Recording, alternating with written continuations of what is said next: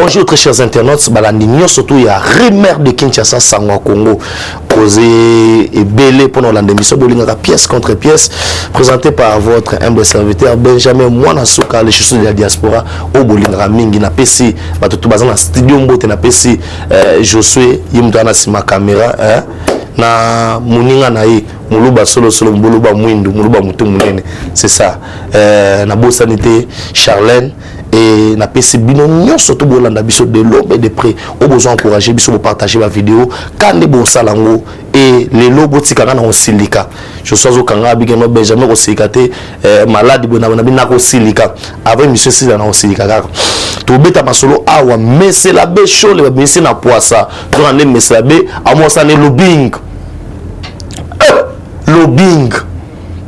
mais c'est la belle chose les banda au botama bazo en charge l'église au somba ke lambate au somba ke lo ngoliate ba mama ngani oyo bakendaka koteka makala nguba loso ne balesa kabino oyebi makambo ya prise en charge ya bato na hôtel te to beta masolo to beta masolo parce que la cour constitutionnelle a beti bango tchakachu na ba le na kotse bloka sa mai nakobimisa babalula balula lelo awe kuyinda po masolongo eza kitoko nakobeta bilika mbale kao bilika mbale secrétaire général ya parti politique ba bengi INC otobi mokonzi na bango moyibi Vital Kamerhe aza na prison parce que ayiba mbongo mboka oba mikio ba qui a volé les des enfants Kamerhe tobeta masolongo tokobeta masolo ya grève ya enseignant. Est-ce que ministre Aboua qui grève na mito azo sabino moso de GC koi pour na kibasa maliba tant sozo kende na ye pour babi dossier ram et ministre qui milinga na robeta masola jatini ngobila pour na ki aloba biloko mo fachi beton jatini ngobila yo depuis ka fachi ko ma beton pa na tika ma distraction wana ngobila ba fulu ngobila dégage to beta masolo Jacques Nzola lobi c'est pour vous dire que non l'émission bolanda yango na bokebi kende tina suka partager parce que makamboza kitoko d'entrée de jeu toye ko kata tout court ya makambo baneko lobama la cour constitutionnelle autorise l'Assemblée nationale à poursuivre les poursuites de désignation des animateurs et l'installation du nouveau cadre de la CENI. Suite au blocage du processus de désignation du membre de la CENI par les confessions religieuses, la haute cour vient de se prononcer pour les juger et autorise l'Assemblée nationale à poursuivre le processus de désignation des membres de la CENI conformément à l'article 12 et l'article 73 bis de la loi numéro 010/013 du 8 juillet 2013 tel qui est modifié et complété à ce jour. Cela veut dire quoi? Arbitre beta piololo match sili. Na moment dans Sabino, ils n'ont pas des arguments. Au barreau qu'on présenter, ça veut dire quoi? Assemblée nationale, ba pesien lingisa pour 5 ans qui n'est qu'au funda na SCC, ba qui n'a funda qu'on a pas envoyé des désignations à président à Seni. A wakour beti bango kao, ba lobby Assemblée nationale a continué Moussala. Cela veut dire quoi? Les 6 confesseurs religieux, au barreau qui n'a pas Kadima, ba qu'on terminé Kadima. Na moment dans Sabino.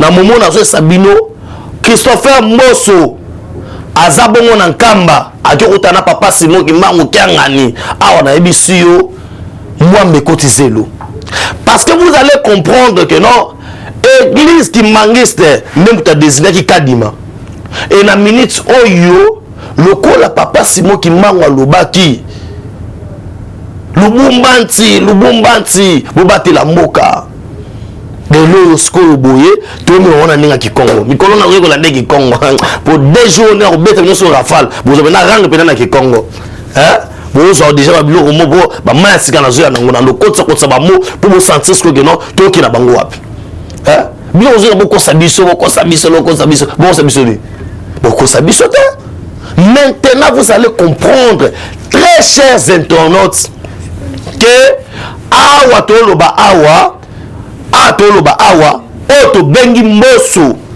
akekutana président Mbosso akekutana na akekuna anniversaire ya 70 ans il y a Gis Kimbangiste et tout consort, à qui écoute la peine, auto bengi, autorité morale à Kimbangiste. Aïe Bissaïe, Makamuno surtout aller au clair. Parce que nous avons compris que ma mauvaise foi est allée. Moutouabe a lobby que Azala Abanin, Nani Messeric, wa Lesa, Kayembe, ou l'église orthodoxe. A lobby que non, chaud la benga qui est.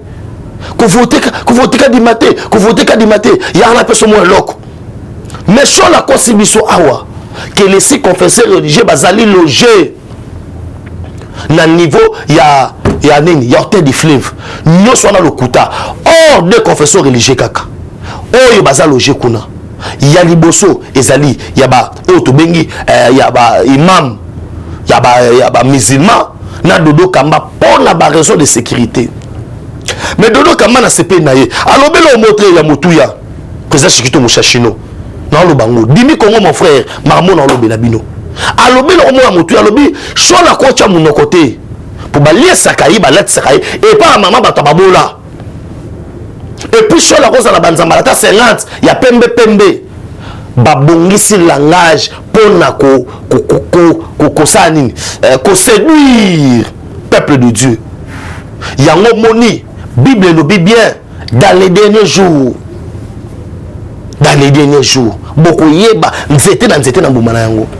Et aujourd'hui, les gens comprennent qui sont les hommes de Dieu, qui ne sont pas les hommes de Dieu.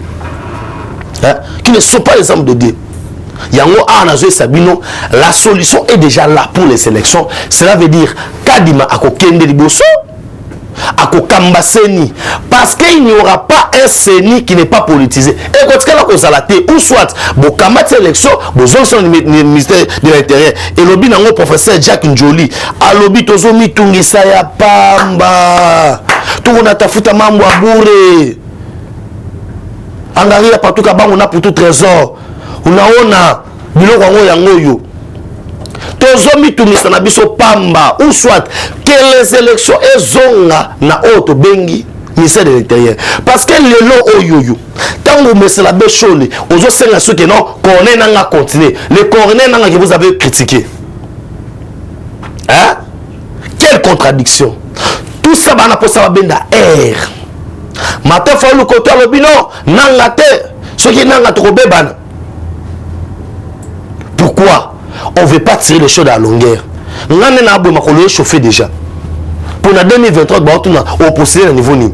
On a postulé, on a soutenir nani. On a mon avis, je suis là, déjà. Benjamin, 2023, on a la caméra. On a mon avis, on a critiqué. On a un problème. C'est pour vous dire que bande qu'on a awa ezali washala na 2023. Il faut élection salement. To kota pena kuna pena boye na ba forêt ba yombe to kita pena kuna na ba fleuve na ba Congo pena mona mena po ba Congo to awa na parlons pas fachi na fachi kuna route matin na ba 100%. Tango ya ba Kasai koto OK na est de la République, il n'y a pas match. C'est pour vous dire que non, dossier scénique pour régler yango. Mais laissez-moi maintenant parler à un homme, Billy Kambale. Billy Kambale oh le qui naye azali terroriste. Le Kinaye a soutenu ADF. Le Kinaye a bundisaka état de siège. Mais l'homme se permet. Il y a qu'au tellement qu'on critique l'état de siège. Nazo zoa maloba bata parti na bango. Et même aujourd'hui, Oazaki, ancien secrétaire général, Oya Kamba, INC qui toko. Bini Kamba lozo bosa keno. INC za ka mérité. Ba confondateur nango basali faut ebelo kwana et INC okufate pour la caméra pour caméra qui na boloko o luka no bo parti na minute so Billy Kambale zo telema pour critiquer état de siège botka na détenir Billy Kambale azali proche à Vital Kamerhe azaka na présidence azaka ministre aza parmi batoyo ba liembongo na Kamerhe puis petit mokofi ya Kamerhe ça veut dire so Kamerhe yiba si ba yiba elongo faut le bango vérité. Mais aujourd'hui, il se permet. Il y a qu'à critiquer l'état de siège. Or, pour bien critiquer l'état de siège, cela veut dire il doit être un expert militaire pour conclure sur une matière purement sécuritaire et technique pour l'armée. Comment tu peux critiquer quelque chose dont il y a militaire? Natikala komona engouement ya ba Congolais autour ya ba FARDC le roi Tangouana. Ba Congolais bazaki partout. Autant la Josso Boye abeti tena ba soda. Surtout nini état de siège. Nga kotoyo. Anto sa le miswa mulu balakisa makolo Pentagone. État de siège. Mo kangeza ta o kangeni. Ana ba militaire na ye état de siège. C'est pour vous dire quoi? Tout le monde engouement au état de siège bimisaki.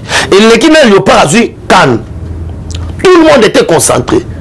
État de siège, FARDC na biso et Okendebo, je suis FARDC, Maman Denise Alati, tout le monde. On a vite compris que les Congolais ont dit c'est maintenant ou jamais. Fati Paké na États-Unis. A yebisi ba mindele. Lobeli bangwa lobi. Na yebi ke guerre à Est Boana Kati. Mais libanga na molili. État de siège aussi la té. Et puis aujourd'hui, quand vous dites qu'avant l'état de siège et après l'état de siège, ça veut dire aux Akandé Mona Kamere, le côté à Namoulorona Bino, le côté à Namoulorona Bili Kambale, les qui dans la rebelle. Il y a un monde qui papa mot sur la Assemblée nationale, a lobby les responsables de la guerre de l'Est, et ça Bino.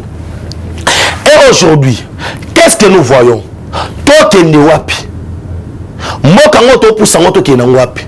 Nous comprenons directement que ceux qui sont derrière bah rebelles et à Kinshasa, le roi Mbili Kambale. Ah maintenant, je demande à la justice, Bacha on a beaucoup. De vous savez jamais dit ah Bacha on a beaucoup. Parce que les qui naïe, ou assassin, bateau sont les bateaux kata bango mité miki wana, les qui y a type Yunani Kambale Bili, même tasara makambwana. Ministre en vérité il y a un moment lelo oyo j'ai aimé maloba batu na bango moko bato INC o to bengi bodé mayo lobi bien l'état de siège n'est pas une baguette magique, n'est pas une baguette magique et cette fois beti pour maeka bwana non monsieur balobi il est l'expression de la volonté du peuple congolais de pacifier l'Est du Congo, l'état de siège. Abakissi, il est donc un processus de détermination. Ensemble avec les chefs de l'État, nous y arriverons malgré les complices internes. Babino Badili Kambale. Wana lobi on a mayo mutuna bino moko. A contredire yo. Alobi malgré yo Kambale ozo bundana. Bo bunata ke einda pour mutabi na prison. C'est pour vous dire que non, on est là et on est déterminé. Nous avons azalité pour la mission de Bisayo, Fatina, les Émirats Arabes Unis, nous avons 30 milliards. Balobino, Mamozo Salamawatro, Kitoko Wapi, Kongo Zobunga. Congo Sobunga, on m'a battu. Balunga Bunisatap, qu'on a une élection, élection Zalaté, tout qui n'attend à moi dialogue, il n'y aura pas de dialogue dans ces pays. Vous avez le même système. Oyobo Salaka, Oyo produira les mêmes effets. Grève, il y a un enseignant, j'ai aimé les ministres. Pourquoi empêcher les ministres d'enseigner ça la grève? Mais grève, tant que solo l'intersyndicat na bino, ba syndicat ba solo di, ba fan di place moko, ba bino to banda musala parce que l'État fait un effort ya saranate. Ba moi na 40 000 francs ba c'est les enseignants sur les ambongo muké. 40 000 francs c'est la $20. Na salaire banda ko zoya $180. Bah comme il a $200, mais Kabila tika on a salaire 90 000 francs, $45. Hein? On a beau le bangote. Fatia l'on va enseigner de $45 à $180. Et ça coûte $200. Mais tant que dollar est kitaki, n'est comme $180. Bah selon le ministre pour avoir accès la bango $20 le coller ça la 200. Pour ce que bah qu'il y a deuxième palier. Je dis bien deuxième palier au banque banda retoucher $420. Quel niveau? Ah ou est-ce que comme il y a des gens qui attendent Saka, Azab Bobo qui au CPRW que non, vous n'avez pas congé et pas papa maître, pas les choses à mettre. Gratuité de l'enseignement, c'est 2 millions des enfants. Je dis bien 2 millions des enfants. 2 millions des enfants, c'est la population de Haïti. On va voir année au Baotango Félé. Mais s'il faut Zandoki, pour l'Ingayangote, il faut Zandoki. pour critiquer la gratuité de l'enseignement, pour nous bondir ça.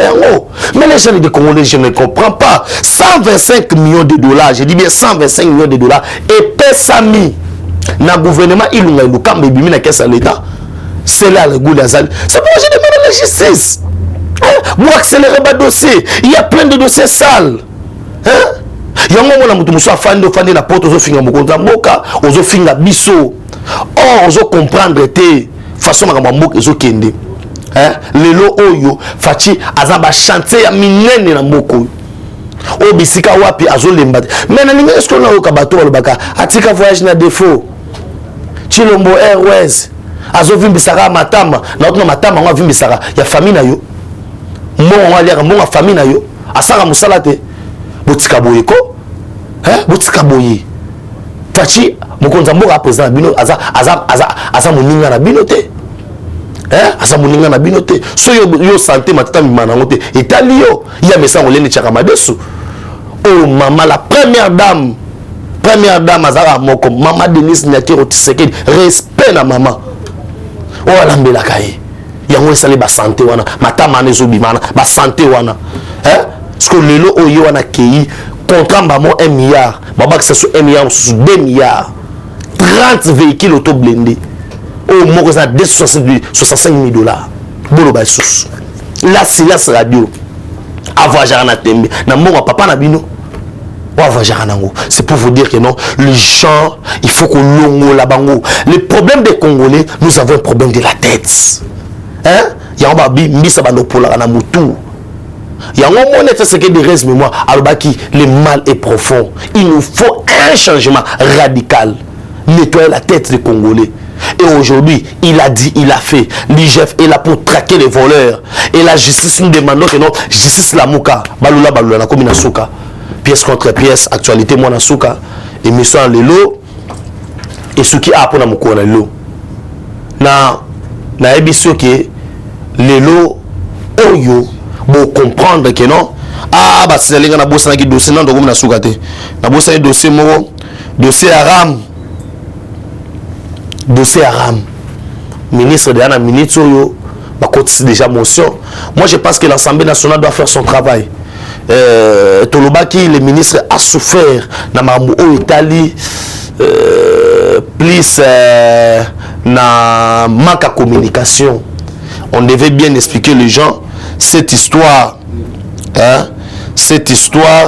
parce que ça commençait à y a refini sa mokonza mboka na moni batu mususu na ba lo bagate ba ngiba loba ba ngiba mona ke non mokonza mboka akomi camarade na bango on aura tout vu na makambo wana on aura tout vu na makambo wana et vous comprendre ce que non makambo zo ke le thème kitoko.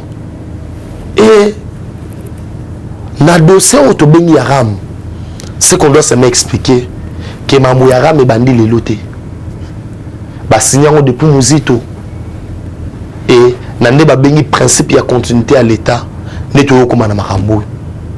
C'est pour vous dire que non on est là, on connaît les makambo et zotambola et pour comprendre que non